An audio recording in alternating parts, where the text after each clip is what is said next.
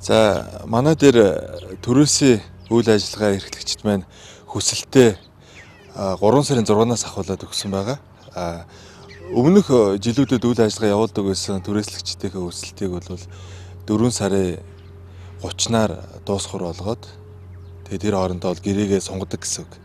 Шинээр орох гэж байгаа түрээслэгчдийг бол хүсэлтийг авч жагаад 5 сарын 1-ээс ахуулаад одоо түрээсийн талбай хуваарлдаг байгаа.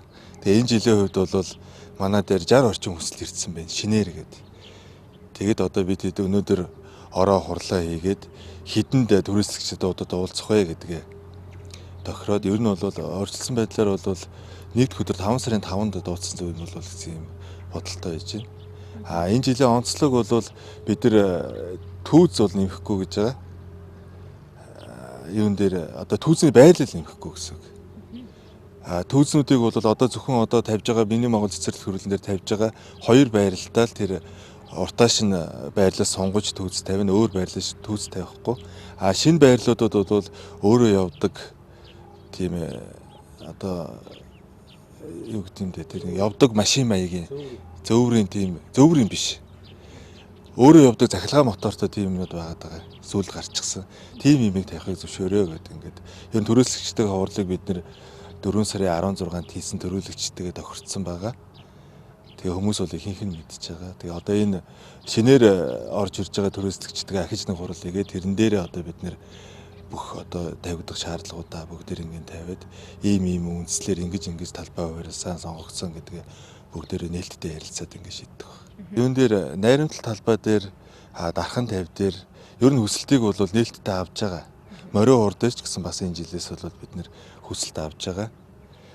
Стандарт шаардлагууд нь бол бүгдээр одоо нэг аймагаас тавьдаг, эрүүл мэндийн газраас тавьдаг, стандарт хэмжил зүйн газраас тавьдаг бүх шаардлагуудыг тавин. Дээрээс нь манайх бол бас дотоод хяналтын ажилтнтай, эрүүл ахуйн шаардлагыг байнга хяндаг юм ажилтнтай байгаа.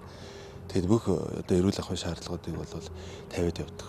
Ер нь бол манайд хандаад одоо өнөөдрөөр бол дуусгар болж байгаа гэж ойлгож байна. Энээс хойш бол бид нэр ахиж хүсэлт авахгүй, авах болцооч байхгүй болчихно. 60 орчим хүнийг бид нэр шингээх бол төвхтэй. Тэгээд одоо зарим хүмүүсийг бол одоо тэр бидний одоо тавьж байгаа шаардлагыг биелүүлээд тэр зөөврийн яагаад ингэ би зөөврийн гэдэг нэхэр одоо маш олон түүсэнд орж ирэх сонирхолтой байгаа. Улаанбаатараас нэг түүзэг гаргацсан байгаа шүү дээ. Тэрнтэй холбоотойгоор. Тэгээ ер нь манайх бол түүснүүдээ бас нэгдсэн стандарттай болгоё гэд 2-3 жилийн өмнөөс бид нэр хөөцөлтөө тийм стандартын дудалгааны гудамжтай болно гэд төлөвлөгөөтэй ажиллаж байгаа. Тэгээ яалтчгүй л бид нэг иргэдийнхээ амжиргааны төвшөндөнд харуулад боломжийг олгоод нэг янз бүрийн түүс тавиулаад байдаг.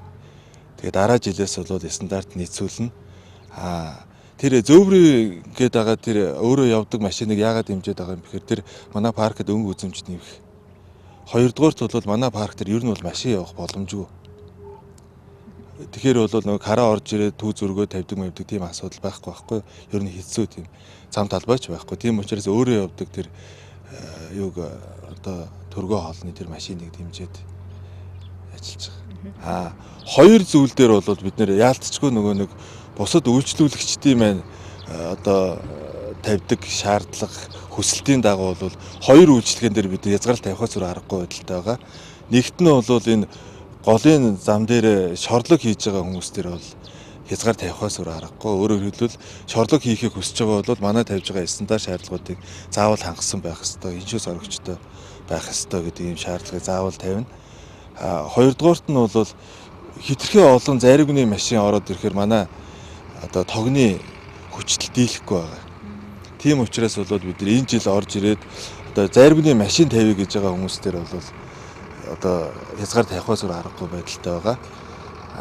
Харин зүгээр нараар шийдсэн ч юм уу тийм байдлаар манайхаас тог авахгүйгээр шийдсэн байдлаар бол заримыг ажиллуулж болно.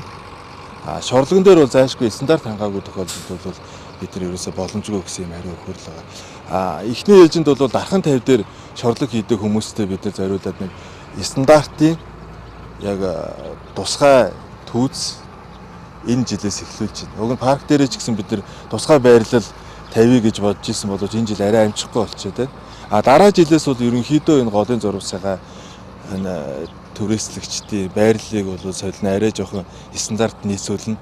Ядахтаа одоо устай байдлаар тэгээ дээр нь нэг сүйдрөвчтэй сандалтай байдлаар шийдэх гэдэг юм зайтай байгаа одоо төсөл хөтөлбөрүүд үйлчлэлтэд явж байгаа. Энэ жилийн онцлог бол бид нар ямар ч байсан сүйдрөвчний тоо хэмжээг бол нэлээд нэмэхээр тэгээ хогийн самныхаа тоо хэмжээг нэмэхээр ингээд төрөөцөгчдийн хурлаасаа шийдвэр гаргаад байгууллагаас зардал гаргаад ингээд хийхээр болоод одоо бэлтгэл ажлуудаа хангаж байна.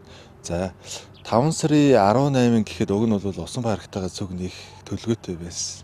Тэгээд зарим нэг асуудлаас болоод усан парктай холбоотой зарим асуудлуудаас болоод бид нэр цуг нээж амжихгүй болчиход байна.